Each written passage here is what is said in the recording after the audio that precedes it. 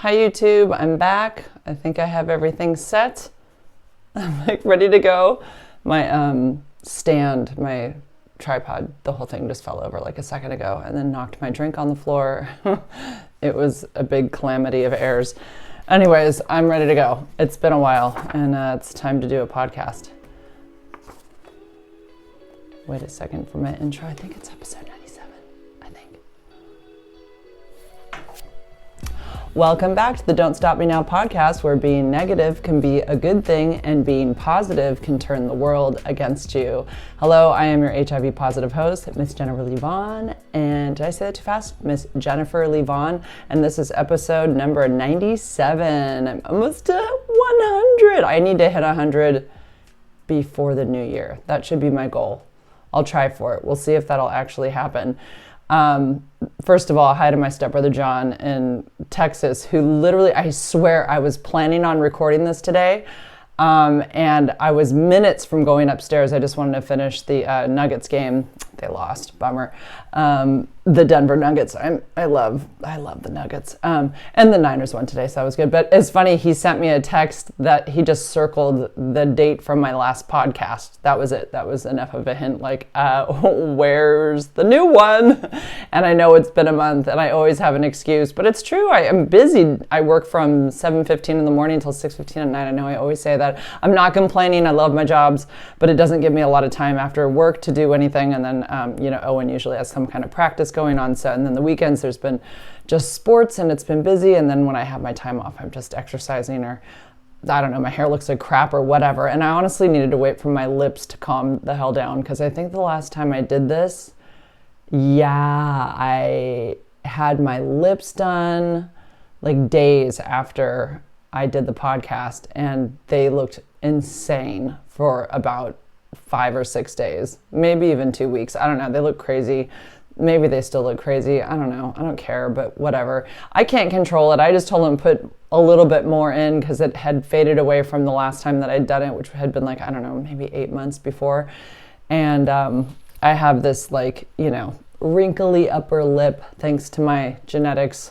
It's just, in the family. I know I'm not a smoker, but someone pointed it out a long time ago on TikTok, and it just, I never saw my face the same after that. So I got lip filler, of course, the Botox every lady does, but I also did the lip filler and just did a little bit more of a refresh. And he said, "Oh, you're really gonna like this." And then I forgot, and I did have a date that day with, I think I told you guys, he was the same guy that I went to that concert with, where the Lucy in the Sky with Diamonds guy.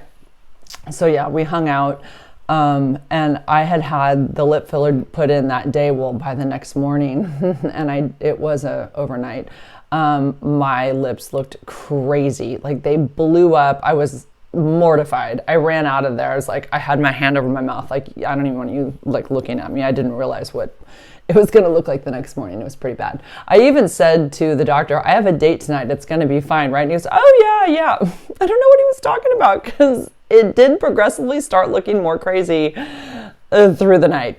But anyways, the lips are better now. Okay, so many things to talk about, and I don't want this to be a super long podcast. I think I can cram it all into like a half an hour or so. We'll see. You guys know, because by the time you're hearing this, the final product's out there, and you know how long it is. Let's see, where do I start? I want to start with Hydea Broadbent. And I meant to say in the last podcast, of course, she's a long-time survivor of HIV. She was born with it, or obviously it happened during the birthing process, or she got it from nursing, but I don't think so, because I don't think her mom was in her life after she was born. Anyways, she is a longtime advocate as well. She was on Oprah years ago as a child, had AIDS many times, pneumonia, been very sick. She probably should have never made it, but she did. I've had her on my podcast. The last I'd heard, she had been in ICU. I don't know what the circumstances were for it. Probably life stuff. I don't think that she's got any diseases or anything like that. I really don't know, but that's my guess, because she's had a hard go of life in general. And I haven't talked to her. I just know that Maria HIV Mejia, who's a friend of mine, I reached out to her and I said, "Have you heard anything? How's she doing?" And she said that she's out of ICU. this was like literally 3 weeks ago, and that she's on the mend. So that was good news. And then I saw her Facebook maybe it was from like 3 weeks ago. She'd posted a couple pictures.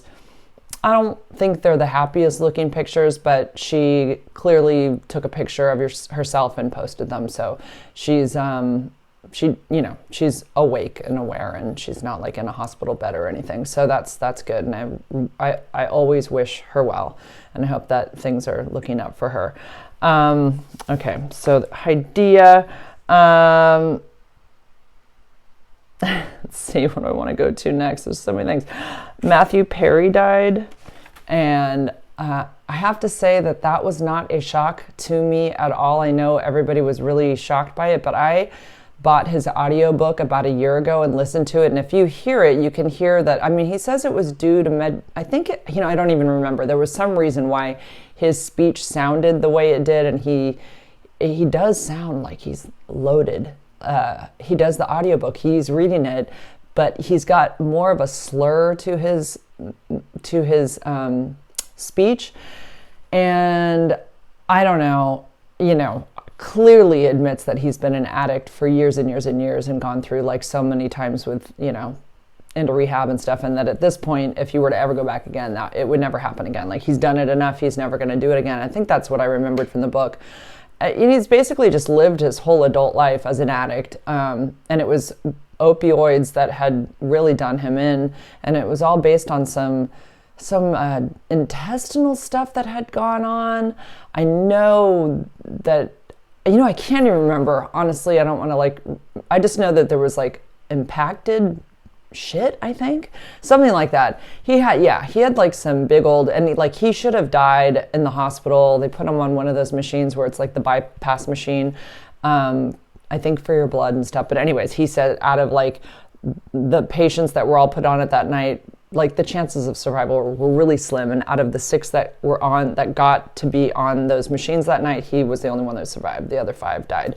So just the odds that he made it through all that were kind of astronomical.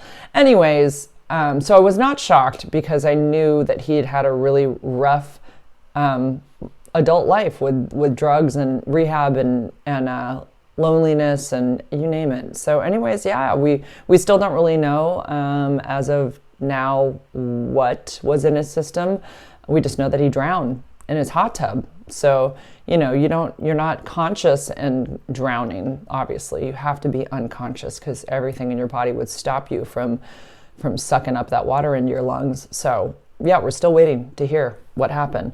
It's sad. Rest in peace, Chandler Bing. I love Friends. I haven't watched it since Friends was on. I've never been a big rewatcher fan of any show, really. So I did watch it all back in the day. I probably never missed an episode. Of course, we all loved him. He was super fun and hysterical. And sad. It's sad, but that's life. It really is. I am going, let's see, what do I want to mention next? I'm going to see Depeche Mode in 2 weeks. I'm really excited about that. I'm going to the Chase Center with Joey. I made her go with me. I didn't make her, but I went and saw Jim Gaffigan and Seinfeld at the Chase Center in San Francisco. So I did not know what the Chase Center would look like. I didn't really know where it was. I knew it was near AT&T Park. I know they don't call it that anymore, but I still do. And the last time I was in that area, I had seen Cirque du Soleil, and I know I say that wrong for any of you who speak French, but whatever, that's the way we say it. I had seen the traveling Cirque du Soleil basically in the parking lot that was next to AT&T Park. So that's where I thought they built Chase Center, and I guess they actually did. But in my mind, it was just going to be like, if you've been to the Oakland Stadium and Oakland Coliseum, it's like there's 2 very distinct places next to each other in a big giant parking lot. And that's what I thought Chase Center was going to be. Well, it's not. It's like they built a lot of stuff, and I didn't even know when we drove right by it that we were driving by it. I thought it was going to be this rounded Coliseum looking place, even though I knew it was inside. Anyways, we finally get on the road, and by the way, there was a ton of traffic getting there. I left work a little bit early. we had to be there by, 7:30 really to see I didn't care about that because there was a first act. I don't even know who he was, but I wanted to see Jim Gaffigan. I wanted to make sure I was there for that. And so just driving to the city in general stresses me the fuck out. I hate driving in the city. I hate it. I hate it. I hate it. It wasn't even dark out yet. But we made it in the city. Even though the map's showing me the lane to be in on Google Maps, I still feel like I'm a little off and that I'm not going to make it over or whatever. And anyway, we get on the exit. I'm asking Joey, should I be going on, am I going to go over the Bay Bridge? Are we on the right lane? Everything looks weird to me. I never know if I'm going the right way, especially when you never take these roads on a regular basis. So anyways, we got on the exit and at the last minute, I realized I need to be in the left-hand lane in order to get onto the main drag where Chase Center is. So I spent the $50 for parking because I didn't know what else to do. So I'm like, I better just buy a ticket for parking. And I'm assuming this is going to be in a gravel parking lot, like the Shoreline in Mountain View, where there's a million people directing you on how to get to the parking lot and where to park, and they're like directing you to a space. It's so easy to park at Shoreline and it's free. But that is not what happened. I got on the main drag. I don't know what they call that road, Chase Center Drive. I don't even know.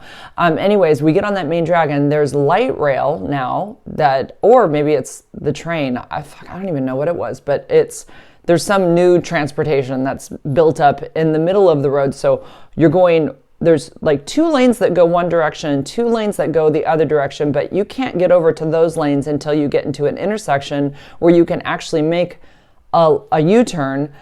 And you've got to be careful because there's this light rail sign, like it's a what do you call it? Not a stop sign, but it's a traffic sign that's new to me. I've never seen it. It's got the front of a light rail on it and it flashes and shit. And it's like, wait, can I go when it's flashing? Can I only go when it's off? Or, I don't even know. It's terrifying. And is the light rail coming soon? The train, whatever it is, I don't know.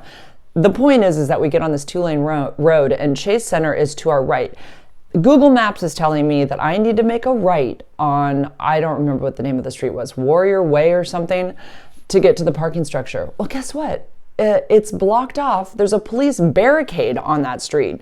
And there's no one telling you where to go for parking. There's no clear signs in any way at all. So I don't even know where it's a parking structure. It's not a parking lot. Everything looks like a building to me. So I don't even know which one was the parking structure. At this point, it's dark and the sun has gone down. I was going to say the light has gone down. The sun went down. So I'm panicking because now we're running late. I left work early to get here in time to see Jim Gaffigan, and now I'm going to struggle with traffic within blocks of this place, and I'm going to miss Jim Gaffigan, and I could have if I had planned this better or whatever. So I get past the light rail. I still don't know what the hell it was. I want to say it was light rail. It's not the train. And if it's the train, then, oh well, whatever, I'm wrong. But anyways, we turn around and make a U-turn, and I'm hitting every red light. And then finally I said, okay, we're going to make a left-hand turn here. We're going around the back of Chase Center. So I realize it's the back. I said, I don't know, hopefully back there, that's where the street is. I still am not seeing anything clear that's identifying that this is the parking structure that I should go to for the $50 ticket that's on my phone that I need to show somebody at some point to get into a parking space somewhere. There's nothing. So I pull over and there's 2 guys that are one's in one of those little, it's a security guy.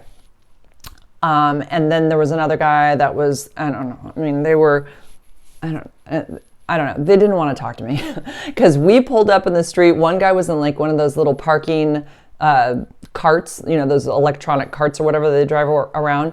And I went to ask him something but the other parking guy just yelled at me that we can't park there. I'm like, I'm not trying to park. I'm trying to find where the parking is, but they both basically skedaddled. They knew that I was seeking assistance and they could give 2 shits. So we do a U-turn and I decided to make a left on this one street. I said, I don't know, we'll try. There's cars going this direction. This could be it. It was it, thank God. So we get into the parking structure and the only parking is at the 4th floor. And all I can think is, oh my God, 4th floor, we're going to be stuck getting out of this nightmare of a parking structure. You know, it's all packed all the way up to the 4th floor. We're not going to be out of here until midnight. I'm not going to be home till 1:30 in the morning because it's an hour and a half from San Francisco to my house. And I'm going to be tired driving. I'm only going to get like 4.5 hours sleep, and I have to get up and work the whole day the next day from 7:15. You know, I got to be up at 6. And I got to be at work until 6:15. Like there's nothing worse than not having enough sleep and having that hangover feeling all day and the headache and you know that you're suffering. You did not get enough sleep, and I didn't want to deal with that.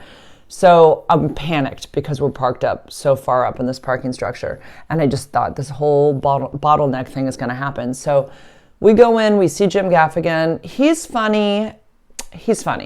But I think I was expecting a lot more because I have seen him on YouTube a million times, and he's hysterical. But I don't know. I don't even remember one joke. Like, honestly, I remember something about passwords, computer passwords, and that was pretty funny. That we can't come up with computer passwords anymore because, like, we've run out of all of the ideas, and then, you know, the computers think we're stupid, and they say, "Do you want us to come up with one for you?" Because they think we're so stupid. I don't know. It was pretty fun. Excuse me. It was pretty funny. But I was really excited to see Jerry because the last time I saw him was at this place called the Circle Star Theater in San Carlos, where I grew up. It's like 20 miles south of San Francisco. It's no longer there, but I saw Jerry Seinfeld there when Seinfeld had just been on the air, or, you know, the TV show had just been on for maybe about a year. He was popular. People were really starting to like him. He had some joke about jeans and the cereal on the show. And anyways, I remember that I laughed so hard during that. And maybe because I was just green to comedy that I was easily like amused. I don't know. I don't feel like I've ever been easily amused with comedy. I like specific kind of comedy. And if it's cheap comedy or just slapstick stuff, I don't laugh. It doesn't make me laugh. So it has to be really witty. I have to relate to it. It has to be something like, oh my God, I love the way that he twisted that and made me think of it a different way, and now it's hysterical, like that kind of stuff. So anyway, that Jerry Seinfeld outing, when I saw him there, I remember laughing so hard that my cheeks hurt. I couldn't laugh any harder. I mean, my face hurt from laughing. So that was my last impression of him in stand up. So I was really expecting a lot. So, and by the way, we had nosebleed seats. I had never been inside Chase Stadium. By the time we got in there, there was nobody, you know, really walking around or milling around the whole outer area where the food is and the drinks and all that. It was dead because everybody was inside. And so we found our seats really quickly, and it was one of those where you realize that the seats are even higher than, there's a ton of empty seats, but your seats are like up at the very top. So it's like, why am I going to sit up there? Like there's no one around this whole area. I'm not going to go sit 20 rows up when there's all this free seating down below, and we're already in the 200 zone or whatever. So we found 2 seats and just sat down. Joey's always like a little nervous about stuff like that, and she thinks we're going to get in trouble. I'm like, dude, there's nobody in this area. Like, it's fine. We can just sit right here. So, and it felt like we were really high up. Like, I feel like an old person because I looked down at the stage, and I really never needed to look directly at the stage because they look like little ants, you know, on the stage. We were that far away. But the screens are great. You can see them on the screens, and that's all you really need. But if I looked, you know, I kept thinking in my head that if there's something catastrophic that happens, this is how I'm going down. I mean, I could not get that thought out of my head that a plane was going to crash into the building, or an earthquake was going to happen, or a bomb was going to go off and we were going to go tumbling, you know, 400 feet to the bottom of the floor here. I mean, it feels like you're really high up. It's scary. And I never used to think that way when I was younger, but I don't know. I mean, I guess probably because we've seen enough shit happen on YouTube that we do know that bad shit happens.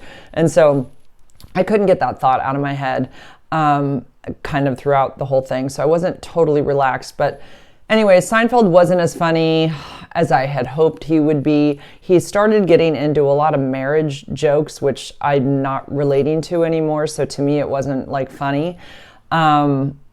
and he got into this whole thing about Flex Seal. It's like something that's on YouTube. I guess you can get it at Home Depot. He thought it was really funny, and he made a whole bit on it. I didn't think it was funny at all. It was like, that was just like, ugh. So I kept looking at my clock. I kept my phone for the time. And I was like 9. I kept thinking in my head, we'll leave around 10. But as the jokes were waning on and neither of us are really laughing, it was like 9:34, and I'm thinking, should we make a run for it? So at 9:37, I said to her, let's just go. You want to go? Do you mind? And she's like, no, it's fine. And I was starving on top of it. I wasn't going to spend $35 on a hot dog in there. So I was just like, no, I'm not buying anything, because I had leftover school pizza in my car. Every Thursday at the after school program, we get pizza from Straw Hat or Pizza Hut. And it's funny, they do a school recipe. It's not the regular pepperoni pizza that you'd buy if you were spending money on a pepperoni pizza. They have a school recipe, meaning it's like less cheese or less sauce or more bread. I don't know. It's not that good, but I knew it was in the car, and I was gonna eat that, and I wasn't gonna buy anything there because I'm just freaking, no way am I spending money on like super expensive food that, you know, you barely even get anything. So and believe me, they are reaming you there. Joey got a dirty Shirley for $21. I said, you want to buy yourself a alcoholic beverage, you can. I'm not spending any more money. I already spent $50 on the parking. I'm done. So she got that. And then, so yeah, she said, do you want to go? And I said, I do. So we ran down the stairs as fast as we could. We get into the open corridors. We're taking, like, we have to take 2 escalators down. And then I'm thinking, I hope we can remember how to get back into the parking structure. It was no problem. There was no one around. We zipped right out of that parking structure so fast. It was the best feeling in the world. And what was great is you get back on that road that you pass AT&T Park, and then you make a left on King. So I'm like, okay, I'm just following the map, but I'm thinking I'm going to have to go down like Market Street or something. I'm going to have to go all through the city to get back on the freeway. Nope. They have made this route. It's genius. You get on King Street, and all of a sudden you're going up the ramp onto 101. It was, or maybe it's 280. I don't even know, but you're going south on a major freeway. And so everyone's going that direction. You have no other option. You're getting on the freeway. It's like, thank God it was so effortless. And so that honestly was the best part of my night, was getting on the freeway. That whole scene, like that opening, it was like driving into the pearly gates. I was so happy to be on a familiar freeway and like have that stress gone and know that I would be home in a good amount of time and I was going to get some sleep and all that. So the whole thing, like, honestly, the best part of it really was just getting out of there early and knowing that I wasn't going to be stuck in traffic. It trumped the actual comedy, which sucks that it did. But now we know how to get there, so that's good, because that's where Depeche Mode will be playing. I made it home by 11, just like 11 o'clock, and I was like asleep by 11:30, so it was nice, because I was considering calling in sick, and I don't want to do that. I'm not good at doing that when I'm not really sick. I just feel so guilty, so I have to go to work, otherwise it drives me crazy. So so Depeche Mode. And I was just listening to Enjoy the Silence. And, you know, there's a part of that song where I have always thought he was saying soldiers burping. So it says, vows are spoken to be broken, feelings are intense, words are trivial, pleasures remain, so does the pain. That's what he's saying. Words are meaningless and forgettable. So I always thought he was saying, pleasures remain, soldiers burping, words are meaningless, unforgettable. But no, he's saying, so does the pain. Oh my God, I never knew. And I knew he wasn't saying soldiers burping, but it does sound like he's saying that.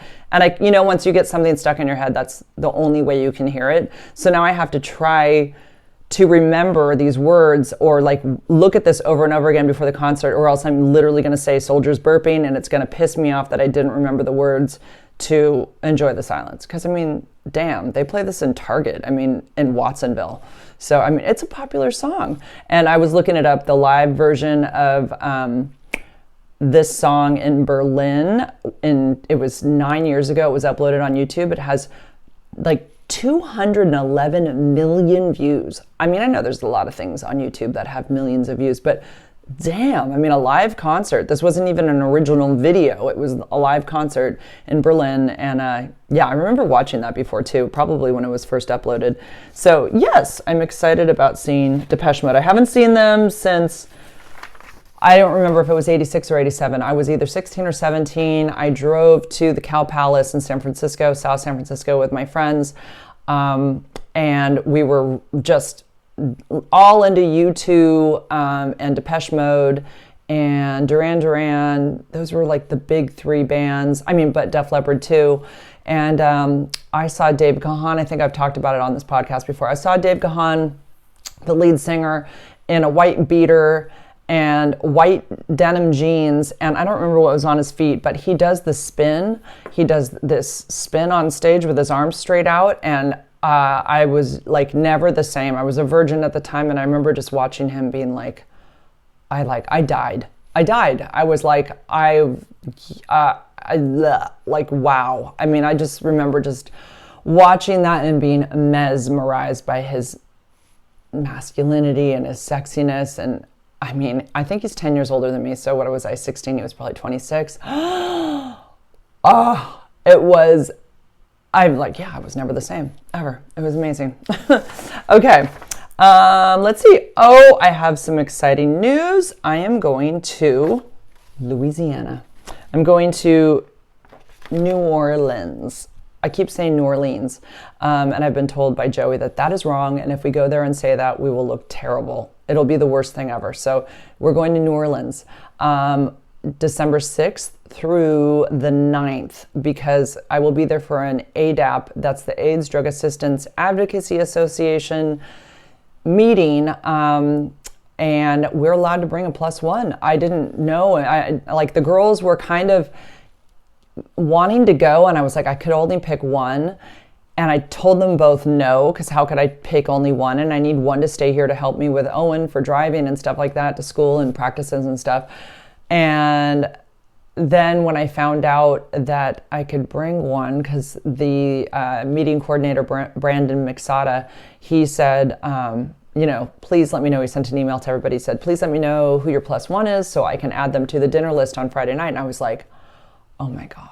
I'm like, okay, so it is okay. Because really all it would have been is sharing a hotel. But I think I've been to things in the past where they don't want you to bring anybody or share the hotel for like liability reasons, even though the hotel is covered. They just don't want you bringing somebody with you. So even though they wouldn't be at the meeting. But anyways, when he wrote that, then I was like, oh my God, so all I have to do is cover her airfare. That's it. Because everything for me is covered. So we're staying at the Marriott, and anyways, yeah, she will be there. And then so what he said that we have a dinner Friday night, and I was like so excited about just that, right? So I think, oh my God, I wrote to her right away. I said, you're going, because Joey needs this. She does. Ryan's really social. She's got a lot of stuff going on in her life, like with friends, and Joey's just been kind of dealing with more anxiety, depression, and stuff like that. And she needs this trip. And I really want her to go with me too, because I feel like it'll be good for her. And so I tell her, and she's like, let's go. She just writes in all caps, let's go. I'm like, yeah, you're going. So then I don't say anything to Ryan for like days, because I don't know how to freaking tell her. And I tell Owen or whatever. And so Ryan comes over one day, and it's just me, Owen, and Ryan. And I finally get up the courage to tell Ryan, I said, I've got to tell you something. And I left it like that. And then she asks, she like gives me all these like things of what she thinks it is. And everything is like terrible, things to do with ex-husbands and, or that, I don't even remember what she said, but like crazy outlandish things. I'm like, no.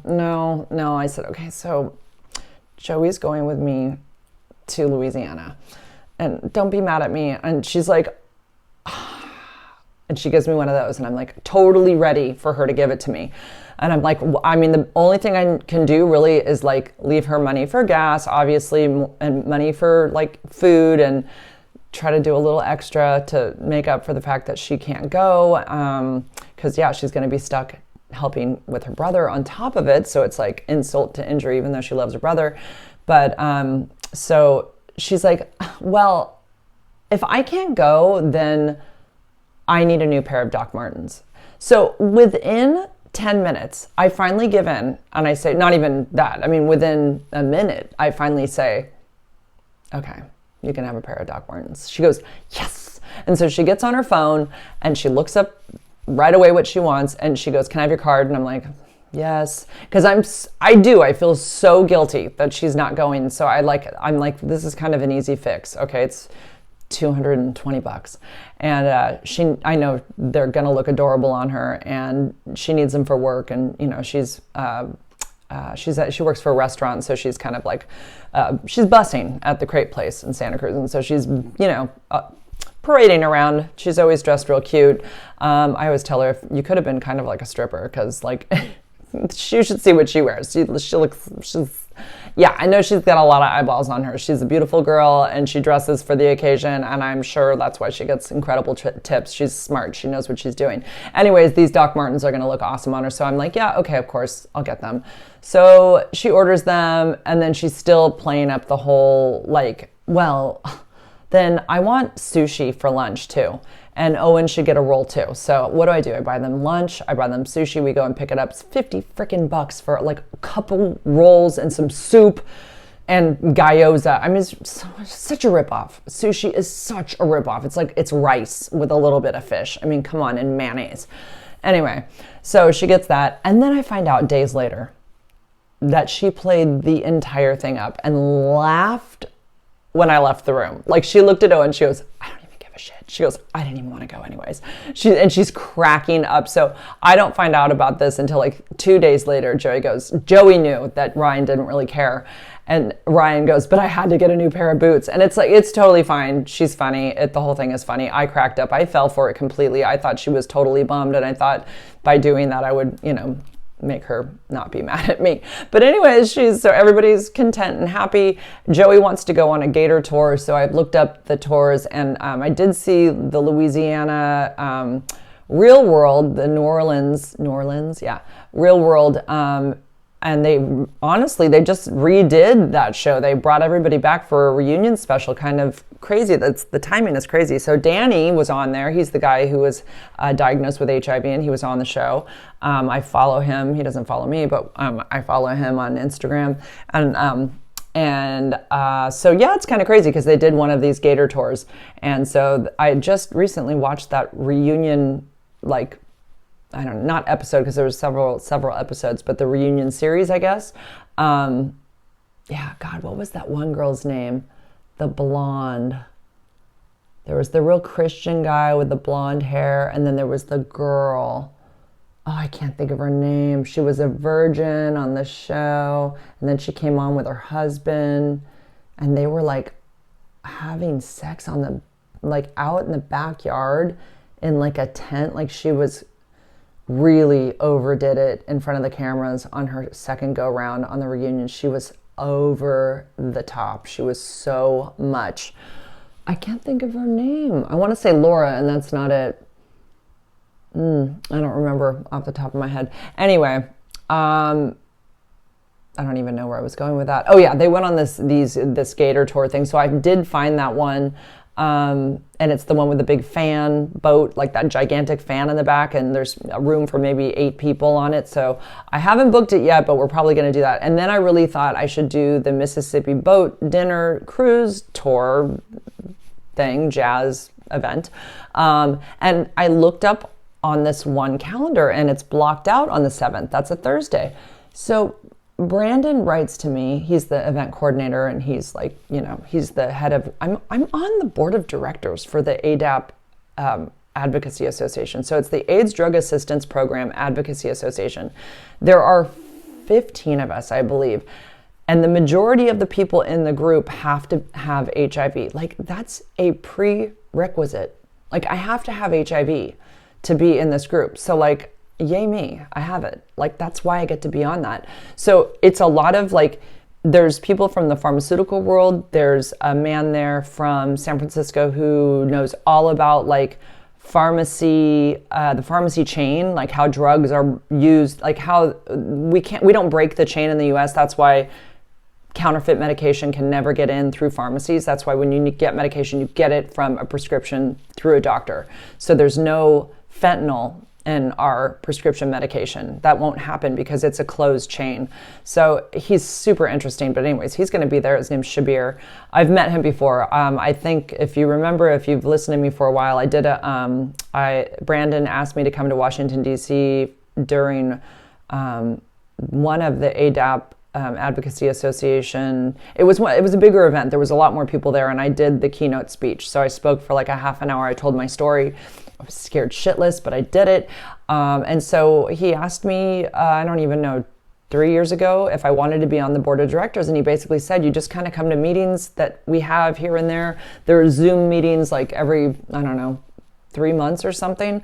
Every time something's sent to us through email, I try to post it on my story with a link to read. It's a lot of, it's good information, a lot of like stuff that comes out of Washington, D.C. that different people write, and he gets that stuff to us and I get it out. But I'm really the only one that's like a social media, I don't know what you call me, butterfly, social media sweetheart, whatever. I am that person. That's what I represent within this group. So I am literally the dumb blonde. I mean, that's what I feel like I am. Because I remember the first time I went to one of these things, they called it a fireside chat. It was in Monterey, and that time I didn't have to be flown in, but I did stay there overnight. And I remember it was my first time with the group. And like I said, there's people from the pharmaceutical world. These are people who don't have HIV. And then there's people who are like advocates in some way. They've long-term survivors. They've had HIV for a long time, and they're involved in like local or federal, I don't even know, programming and federal I can't think of the right words, like legislature and shit, like stuff that I just don't know anything about. So when they were going around the room and we had to introduce ourselves, I felt so stupid. I was like, honestly, I don't even know why you asked me to be here. Like, I'm just this dumb girl who'd made a YouTube video, and I like talk about HIV on the internet, and I like fight trolls, and I like told my story, and they laughed. Everybody was really nice. No one has ever made me feel that I'm not an important part of this group. But like, in all honesty, like there's a lot of policy talk. That's the word I was trying to think of. Policy talk and stuff. And there's like the 340B, if you look that up, that's about paying for medications like HIV medications and funding about it and stuff like that. Like, I don't know anything about that shit. I feel really stupid when they talk about that, and I feel like I can't contribute anything. But anyways, it's cool because I am included in this group because I just happen to fit this. That's the other thing, is they need so many people of color, they need so many white people, they need so many males, they need so many gay men, they need so many heterosexual people, they need people from the pharmaceutical world, and they need people who are HIV positive. And I just happen to fit this puzzle piece that they looked at me, and he said, yeah, we want you. And which was just, it was so flattering when he asked me, and he goes, I promise you there's not a whole lot to this. Don't stress out about it, but it would be great to have you there. And so my name's on the website. There's a whole bio about me. If you look up ADAP, ADAP, Advocacy Association, you can see the board of directors, and you'll see my picture at the bottom. I think they went by last name. I think I'm second to last, and there's all the profiles are there of everybody that's in the group. And so we're an eclectic group from a lot from Washington, D.C. I think there's 3 of us coming from the San Francisco area, 1 from Florida, and I don't know, all over. So so I look at this cruise to book for me and Joey, and I see that date is grayed out. And then Brandon writes to me and he says, hey, I hate to bother you. Have you booked your flight yet? I need your flight information and the cost. I want to Zelle you for the flight. So I sent it to him and I said, hey, are we on our own for dinner Thursday night? Because Joey and I are flying in Wednesday. I said, are we on our own Thursday night for dinner? Or, is there something with the group or whatever? I know we're doing something Friday night out and about, but that's probably going to be on Bourbon Street. But Thursday night, what's the deal? And I said, because I want to book And I told him I wanted to book the Mississippi dinner cruise for me and Joey.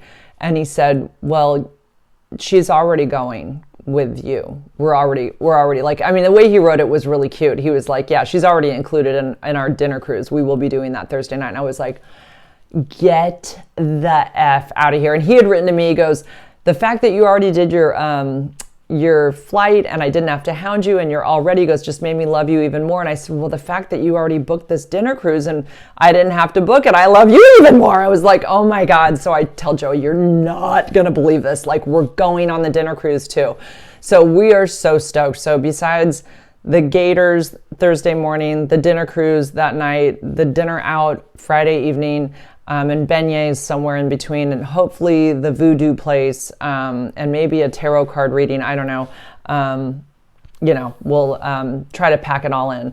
That's what we'll be doing while we're there. So Joey and I are going to have a good time. I'm really, really excited. And I'm glad to have her on the flight with me at Southwest. And I know you don't pick your seats till that day. I hope to God we get to sit by each other. Because if you know me, you know about my ear exploding that one time where I had the rupture. And I haven't had a problem since. It hasn't happened since, but I do always have pressure in my ear that gets to an intense point, and then it finally will squeak, squeak, squeak, and finally open up. My right ear is really problematic. It's not like, I know, because everybody says, oh, plug your nose and blow it. No, it's not. That doesn't work. I've had this ear problem my whole life, and flying is a real issue. And I did have a rupture in one flight, and it was the most painful. It was an acute pain that my vagus nerve or vagal nerve or whatever in my body, I had that effect. Like, I almost vomited immediately. My face went white. I got the cold sweats immediately. It was like the pain was so extreme, and it was awful. And that was from San Francisco or San Jose to Vegas. And then I had to go from Vegas to, I had to fly again after it exploded. And thankfully, it was okay from Vegas to Vermont. That was when I was, seeing that person in Montreal. So, and that was before I was diagnosed with HIV. So I think it was just my system was just not working properly and things were wearing down. And I think that's why it probably did that. So anyways, looking forward to this trip. It's coming up and we are going to have a fantastic time. Okay. So this is crazy. The lady that, where are we here? The lady that was in that video who was screaming the F word over and over again in my last podcast, Carol, she contacted me. Yeah, about 2 weeks ago. And she sent me a message and said, this is a letter that went out from the superintendent to I don't know who, all of the schools, all of the parents. I'm like, yeah, I know, I got it too. So she sends me a screenshot of it, like as if I didn't know about it. Of course I did.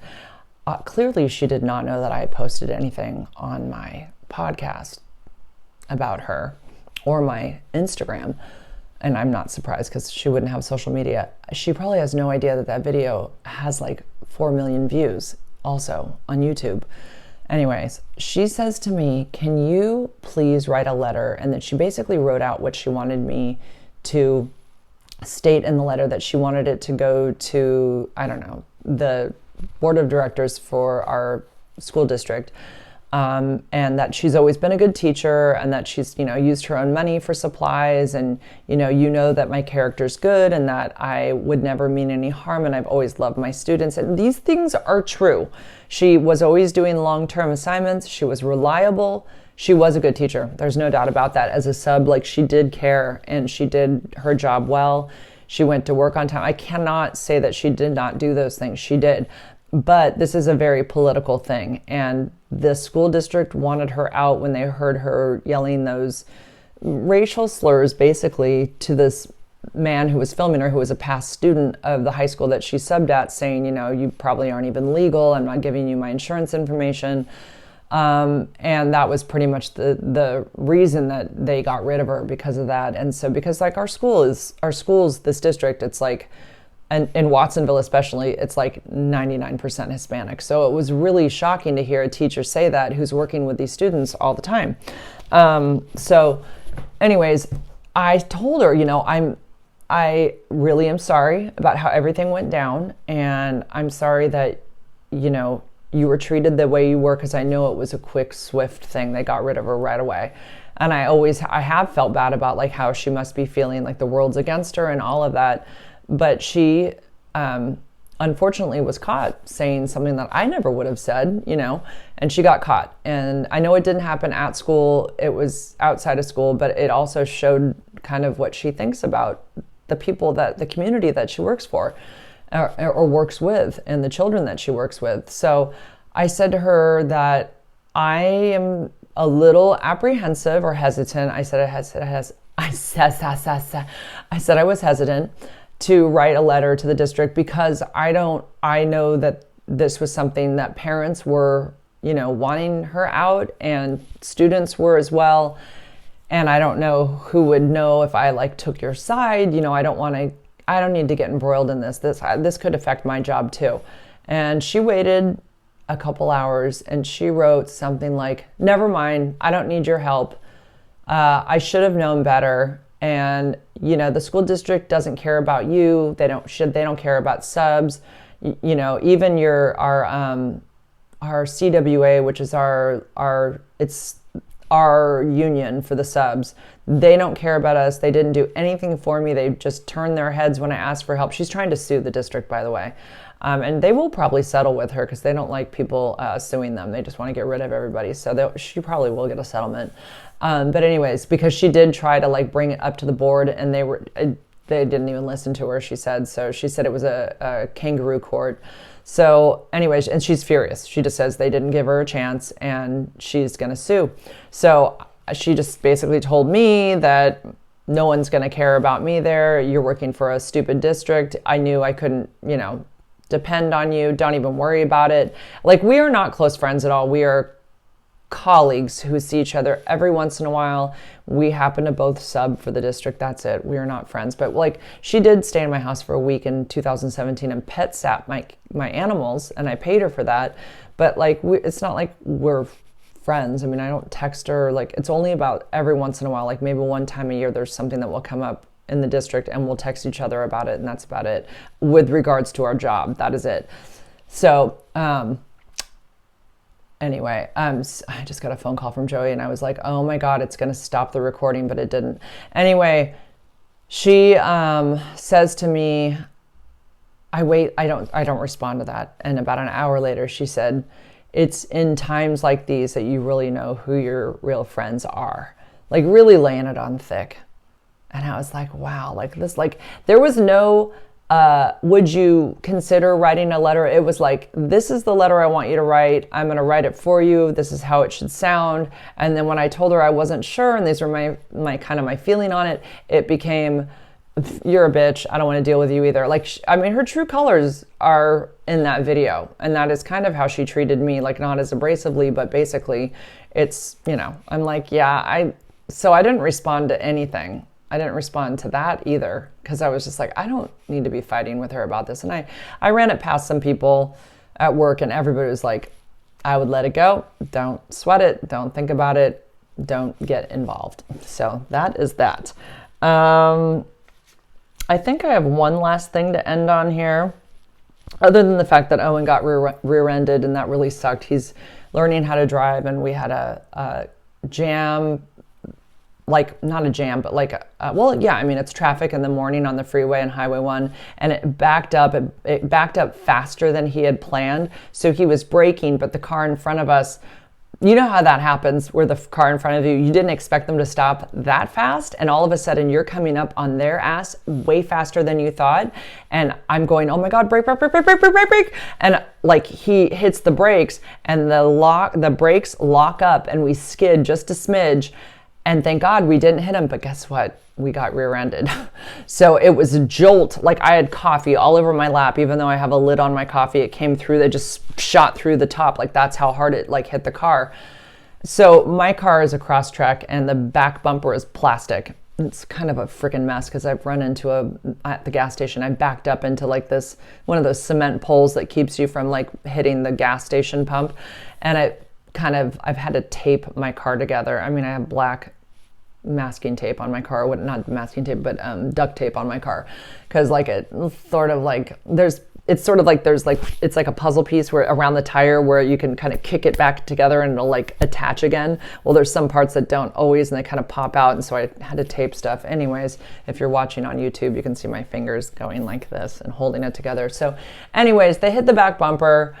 I go, okay, are you okay? Are you okay? I'm saying, Owen, are you okay? I said, just pull over to the next exit.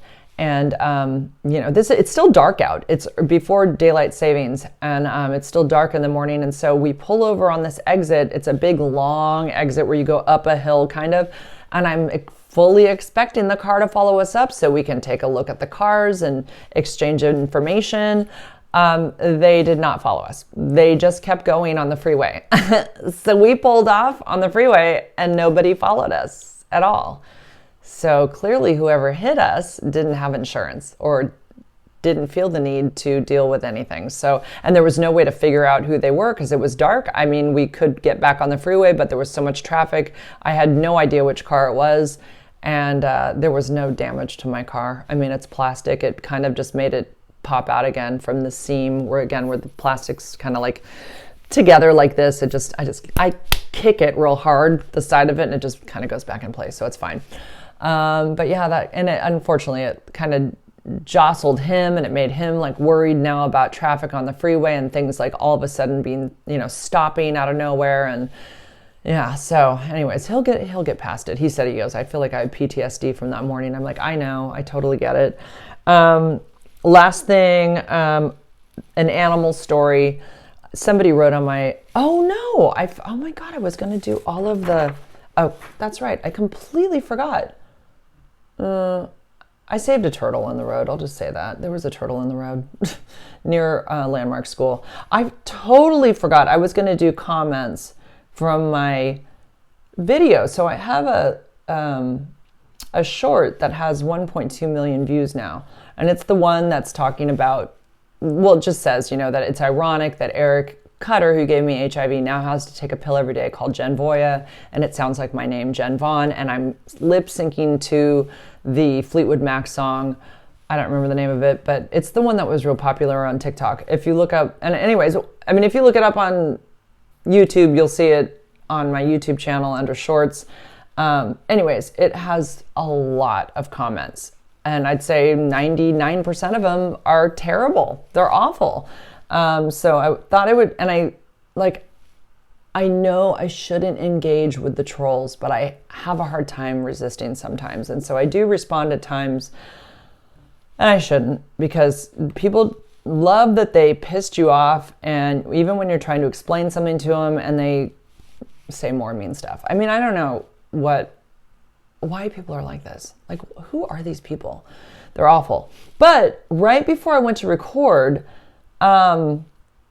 somebody wrote the nicest thing. And I mean, I was literally going to just read what she wrote, but I want to read just some of the stuff that people say. Let me see if I could just,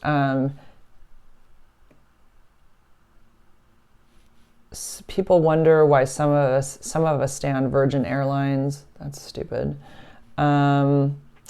All I got to say is what?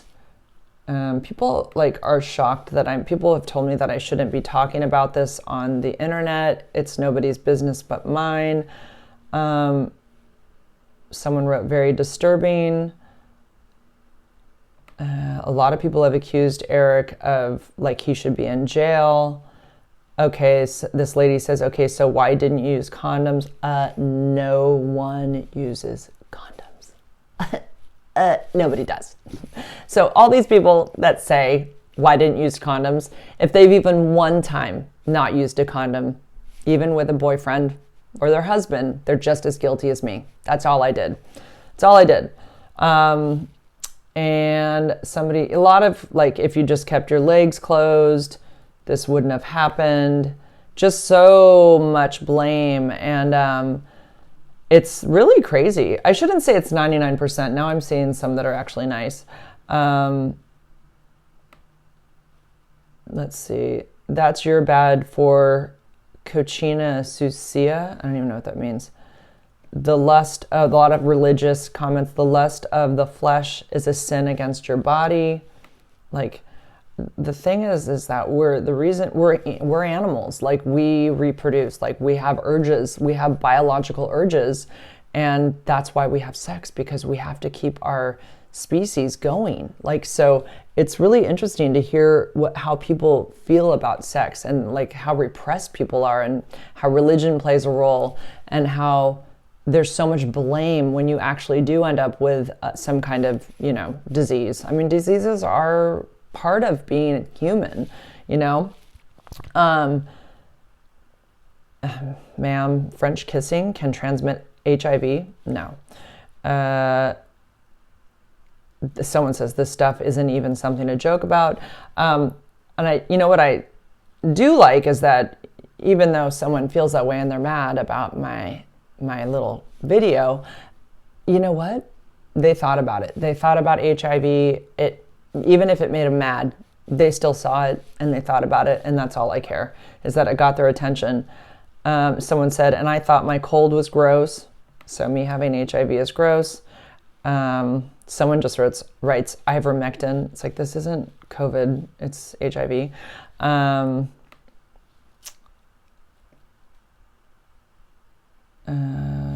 Let's see what else.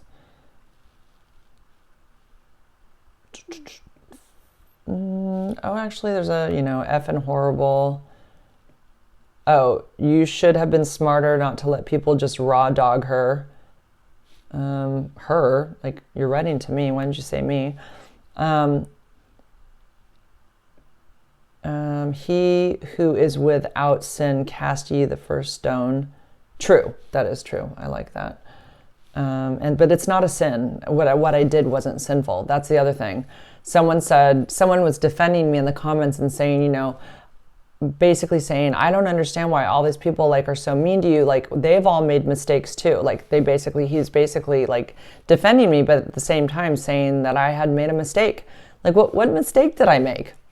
Like, if you have had sex without a condom, you did the same thing I did. That's it. So, and this whole thing about testing, and you should have, I got in an argument with somebody which was really dumb. Oh, here we go. Condoms are not a new concept. Just saying. Anyways, this one guy, he was just saying that I get all my partners tested before, which is also like, come on, like, you don't. I've never had anybody ask me for a test before having sex with them, and I've never asked anybody for a test. This is not realistic. People do not do this. You think that people who are hooking up at bars are going, wait, we're going to wait until... No, they go home and they have sex, or they do it in a car. No one's waiting for test results. And also, test results aren't even a reliable source, because anybody can be tested and then go out that same day and have sex and get something, and that's not going to show up on that test they just took. And there's window periods and all of that, and you can freaking doctor up tests and all that. I would never ever rely on a test. If you don't want something from somebody but you want to have sex, then protect yourself in the best way possible, which is probably using condoms. But a lot of us are in relationships, or things happen. Things happen quick. So and most people don't like them. Like, they don't. Like, they stop the whole momentum. They are not fun and sexy. They're very clinical, and they're just not fun. So most people don't use them. But anyways, this guy said that he tested everybody. His name was Big Fag Trucking. Big Fagg Trucking, nice name. And he tells me that I said, well, some people cheat on their partners, and we hope that we can trust our partners, but that doesn't always hold true. And I was sort of alluding that might have been what had happened to me, even though it wasn't. And he said, well, then it's your fault for not picking a better partner. Like, it's like, no matter what I said, it was my fault, and I am an idiot, and I am to blame, and I did everything wrong. As if these people live their lives so perfectly that everything they've done has been perfect, because that's how most humans are, right? We do everything perfectly. Anyways, I don't remember how it ended with him. He was a big old fucking jerk. But anyways, this lady just wrote here tonight, okay, I just came across this channel and started reading comments. By the way, Victoria, I meant to say thank you for the coffee. I had you on my list here, and I forgot to say something. N Victoria. I checked it off that I said that, but I didn't. There we go. Thank you for the coffee. Okay. Okay, I just came across this channel and started reading comments, and now I'd like to voice my opinions or statements about all this. Wow. Holy shit. I did not know there were so many perfect people who do everything right all the time and have never caught anything or anyone at any time in their lives. Must be wonderful to have never had chickenpox or a cold, etc. My goodness, people for one have a little compassion or understanding for another human being I'm sorry, there's no punctuation, so I'm doing my best. For off second, I don't know what that. Second, you should never assume or figure that you know all about someone's life or situation just by a few seconds on here to one person who said get tested every year. Who does that? I certainly don't. And just because someone comes down with something like HIV doesn't mean they have no morals or sleep around, etc. I knew someone whom, she thought she was in a happy, I'm sorry, I'm trying to do my best, but she wrote this fast, I think, in a happy, faithful marriage until she went to the OBGYN appointment to check up on her and her soon-to-be baby, and she ended up finding out that her husband was unfaithful to her because she was told she had herpes, so had nothing to do with her sleeping around because she didn't and hadn't, and she had actually waited till marriage to lose her virginity, so to no fault of her own, but her husband, and now that's something she has to deal with for the rest of her life. I used to donate platelets and plasma where I'm negative blood, and out of nowhere a few years ago was called back to the Red Cross place to be told that I had tested positive for Hep C. I was shocked. I contracted it from a friend that was staying with me that was using my razor without asking. I would have given her her own when she showered. And lastly, I knew someone who had Hep C and HIV. He contracted both as a child many years ago from tainted blood from a blood transfusion because he was born hemophiliac. So he contracted both as a child many years ago. So people should really start to learn to, before jumping and being rude and ignorant and making assumptions on things they do not know, why not read or watch things and learn from others' experience on whether or not they do things or whatever. God bless everyone, and I hope people would really start to learning more and stop being mean and rude to others. Thank you, Jay's Jules. It looks like that was a woman. And that was really nice of her to write that long message. And I really appreciate the support because there's some really awful people out there who, again, see the letters HIV and they tell me that I should scram and shut the F up and get off. And I'm like, if you noticed, I actually have a channel with like 70,000, almost 70,000 people now. That wasn't because people hated what I was saying. It's because they were happy that I was talking about it and they wanted to be educated on it and they wanted to follow somebody with HIV and see what their life is like. So I thank you, all of you who still follow me or new followers. Thank you for following me and hanging in there with me through the years. So I'm going to wrap this one up. It's an hour. This ended up going twice as long as I thought I would wrap this up in 30 minutes, but that did not happen. But yeah, like I said, that'll be my goal. I'll try to do let's see, 98, 99, 100, 3 more before New Year's Day. How about that? That'll be my goal. All right, guys, have a good week. I love you all. Thank you so much for being my loyal followers. I really, really do appreciate those who are kind to me and like what I do. It means so much. It really, really does. Okay, bye-bye. Okay, that's YouTube. Now, my podcast is done. Now I'm going to say goodbye to you guys. Thank you for watching me on YouTube. Good night, guys.